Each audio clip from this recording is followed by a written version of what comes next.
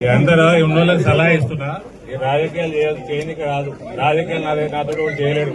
ఆ ఫ్లెక్సీలు పెట్టే పైసలు దీనికి ఇచ్చుంటే అయిపోయింది. ప్రైమరీ హెల్త్ సెంటర్ ఇంకా జర పెద్దగా అయ్యేది, ఇంకా సౌలతులు పెరిగాయి. పనికి మళ్ళీ రాజకీయాలు నాతో చేయకూడదు. నేను ఎంపీ అయినప్పుడు పార్లమెంట్ లో కొత్త బ్రీడ్ అని పరిచయం చేయాలి. పక్కకు కూడా ఉండే కాంగ్రెస్ వాడు, నాకు తెలియని కాంగ్రెస్ వాడు కూడా ఉండే.